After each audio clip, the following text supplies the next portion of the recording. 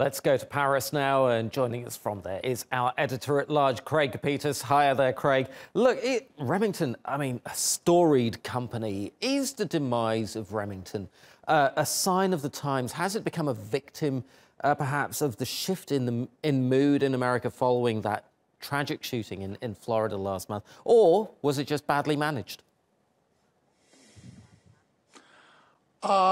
I don't believe so. It was poorly managed. I think Remington's downfall was mostly due to, large investors like the California State Teachers Retirement System and these big funds backing out of their investment in Remington.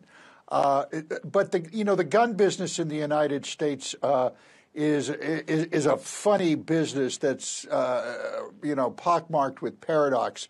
What happens is there's no panic buying of guns when you have a pro-gun person in the White House like Trump. You see the panic buying going on as you did during the Obama administration because there was fear of federal regulations. The number you really need to look at is not the number of weapons, which is 357 million weapons in civilian hands in the United States. There's about 317 million people in the United States. That 357 million figure does not include unregistered weapons, which could be in the hundreds of millions. The number you look at is the number of bullets sold every year. 12 billion rounds of ammunition sold annually in the U.S.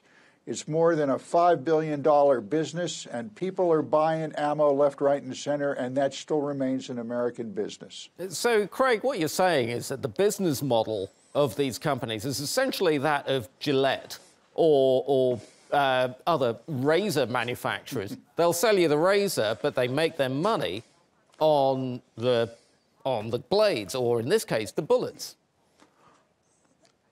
Well, that's exactly how it works. You have another kind of widget in this game, and that is the U.S. military years ago stopped buying U.S.-made weapons because they weren't reliable.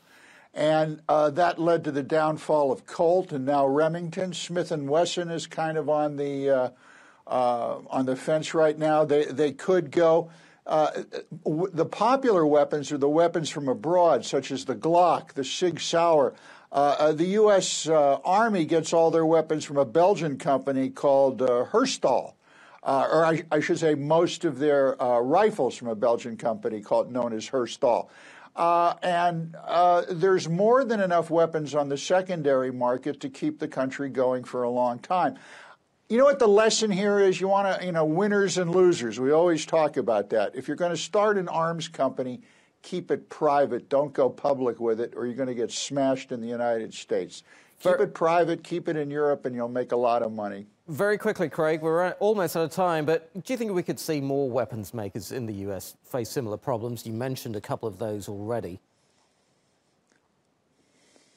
Well, the last big one is Smith & Wesson, and all of the other companies were either combined into Colt, or into Remington.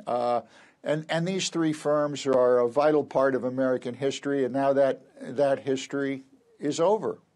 Craig Copetas in Paris, thank you.